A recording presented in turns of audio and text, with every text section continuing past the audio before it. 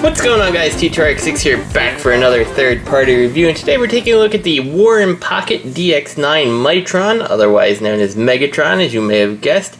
And I gotta thank my good old friend Robert D at Shattered Cast Uncut, my fellow co-host there, who sent this over to me, and he really was a fan of it and said I would like it, and knowing that I have things like this hybrid style Optimus Prime, so he got me one to check out. And he is very cool. He is a nice little Walther P38 here. He's got a trigger that you can pull, but it doesn't really spring back. Would have been nice if it did that, but understandably, due to the size and the way this guy transforms, it probably was a limitation they couldn't include. Let's scroll up here a little. We do have the little pieces of the stock here, including the extended barrel slash, I'm not sure if it's really a silencer here, but it gives a nice little extra distance. And then this kind of goes in here and it plugs in on the side. It will split the legs, so you have to kind of wiggle it around and it'll clip in just like so. Getting a nice little gun here. I'm not sure exactly. It looks like it's about a foot long. For comparison, here's the little Hail Hasbro keychain, and here is a Make Toys HIMED. So you can see it's a pretty substantial looking gun, and yeah, overall it's pretty nice. The scope can come off if you want it to, it just sits on the top there. But yeah, that's pretty much all there is to say about the gun mode. The paint looks nice, and overall it's well done. So getting this guy to his robot mode isn't too bad. We start by taking this off. You can't do it with it on. And one thing I wanted to note is I did, in the first shots, actually have this up like that. I forgot to put it all the way down like this in the gun mode, so be aware of that. Next thing we're going to do, I always start by opening up this panel here and bringing this up. You can do it a little later, whatever you prefer. Next, we're going to go and open up all these handle bits, which is pegged in here and here on both sides. So open all that up. And the next thing is a little difficult. I always find myself needing a tool for this because you can't do too much without the head being exposed, and there's no real good tab to get in there. So I just have to jam something in there and kind of pull it up. That is one thing that I wish they had fixed. And that'll give you access to the head. We can bring that and bring it around. And you need to do this because watch, as we bring this piece over, you see how it starts extending into the cavity there. It needs to have Megatron's head out of the way or you have a problem. Whoops, and I forgot to bring the trigger guard down. Don't forget that. And then that actually slides all the way in there. So the head has to come out relatively early in this whole transformation process. With this flip, you can actually take the trigger guard here, fold it all the way around, and kind of compact it and fold it up like that on his back. From here, we might as well take this piece that we forgot out and fold this all the way around, and it's your choice if you want to bring it all the way up. It looks best that way, but be warned, it is very hard to get it to flip. It's become easier over time for me, but you have to kind of push it at a weird angle to make it flip open. And there's not a whole bunch of room for fitting tools in there, so just be aware of that. With that like that, you can fold the trigger in and we can unplug the waist here just like that and fold that up. Let's finish what we were doing with the feet here. Bring these, bring the chrome foot piece on out, and then these leg panels are weird because they're on this hinge that, like, you move one and it affects the other side.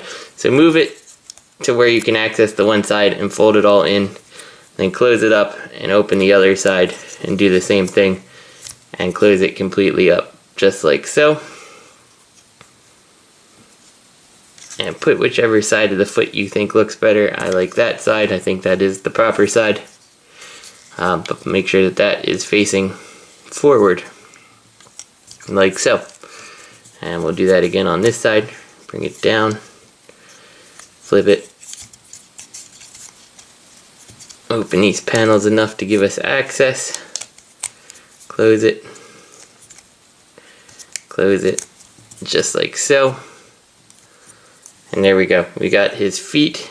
This whole thing can kind of compress down like that. Wish this locked in a little nicer, but it doesn't. So from here, this is where, you know, the problem with almost every single Megatron comes in this piece, and they solve it pretty elegantly. Actually, not sure if I could put this up yet based on how this piece moves.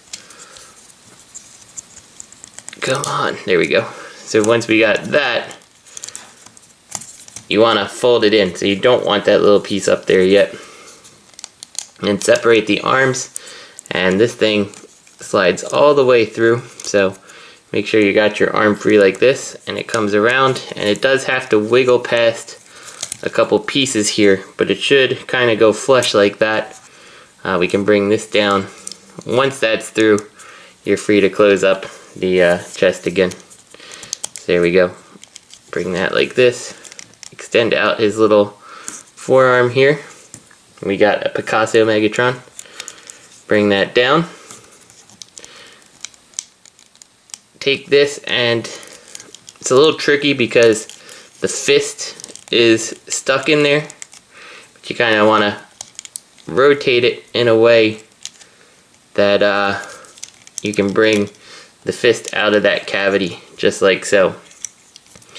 And then this thing is going to go and flip up like this, so that way your arm is 90 degrees to the body here. Fold that little trigger piece in, or I should guess it's the back plate, and slide that in. And there we go. We got our little Megatron here, or Mightron, in his robot mode. And I gotta say, that is fairly impressive for his size.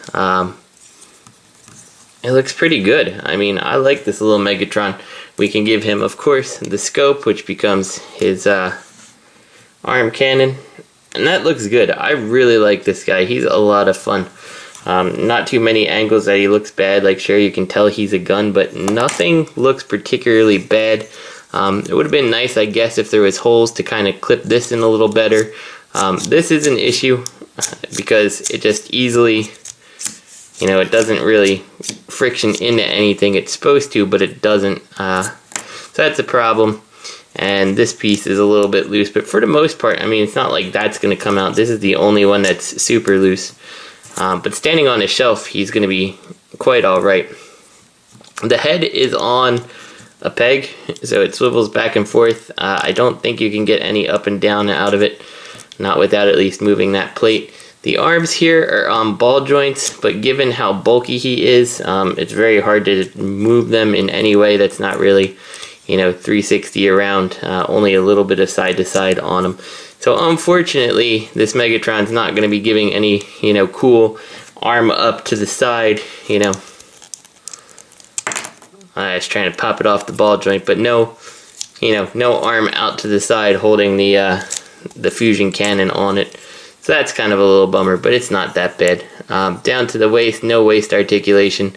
Ball jointed legs here, the little thigh cut, and then the knee, and then of course the foot is on a ball joint here. So you get a decent range of articulation, but not quite all the articulation I want out of a Megatron. Still, standing on a shelf, he looks pretty good, pretty menacing. This never used to be a problem. This just kind of falls off now, so I'm going to have to thicken up that peg a little. But I've had it for like a month or two now, and it hasn't been a problem until recently. So I'm not really sure. He also comes with some accessories. Of course, you got the like translucent gun that Megatron had on one episode or something like that. And of course it just pegs right in there. It's just fine. We're not going to use it ever. We've got like an energy sword to go along with Prime's Energy X. That pegs right in there. And of course, the most iconic weapon in my mind for Megatron that's not his fusion cannon is his little energy flail thing, which, you know, they kind of cheat with that because his hand is out and he's just holding it. But I guess they still give it to him. But I gotta say, it's limp. I would have liked to have seen it have some kind of like, you know, clear chains or something so you can move it around. Like, I don't particularly think that this is a nice looking accessory, to be honest. But my Megatron won't have any accessories. He's just gonna sit there with his fusion cannon and look menacing, which is how I think Megatron should be. Oh, and I forgot to point out, that's how he kind of scales with his little gun emplacement. And I think it's worth looking at. There is his head. Very nicely detailed considering the size. There's some companies that make bigger toys that don't put that much nice detail into the face there. So let's put him here, and let's bring out some fairly appropriately scaled bots. If you got the Optimus Prime pen, mine still sits there holding the Rodimus head. You can see he's a little bit smaller than Megatron, but overall I don't think that that's too bad. I will say that the bulk of Megatron and the skinniness of Prime doesn't seem to fit, but the overall height, you know, it mostly works there.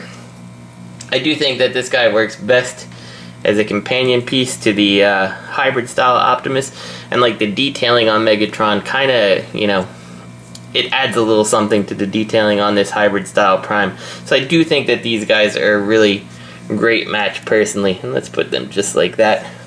And if you did pick up the Combiner Wars Shockwave, that's a little small, but it doesn't look terrible. I guess it would be a little bit better if he was about the same size, but you know, this is kind of the scale of characters I foresee you putting these with. And I know it's not released yet, but here is the Machine Robo Drill Guy, and the Psykill is looking like he's going to be about the same size. So that's going to look pretty nice. Megatron standing next to Psykill on that scale. Certainly not great for the Machine Robo scale, but definitely a nice little way to display some of the villainous leaders, if you will. So let's get our Mightron back to his gun mode and let's get out of here. We'll start by compressing all of this stuff again. We can take this piece, kind of bring it out and around, and make that fist. Definitely the hardest part of this is getting these fists squared away in a way that works. So you kind of have to feed it in and then work on getting the whole thing spun around. Whoops, like that. There we go, just like so. And we got it now. Take this, bring it open, work on getting this thing out of the way if you can. Very difficult. Take this, fold it down. That's going to give us access to unplug this piece and bring it past all this stuff here. Kind of get it all squared away, and these back guards need to be out of the way, otherwise it's not going to close up nice. Just like so. So we got that done. You can now bring this back forward again. It's much easier to put the head away than it was to take it out, because you can actually use his head for some leverage. Take that and pull this forward like so. That'll let us bring his head around and down. And mine gets caught up here. It kind of feels like it doesn't want to go. I give it a little extra force and it does go. So I'm not sure what it's stuck on, but it does get a little bit stuck. So be aware of that.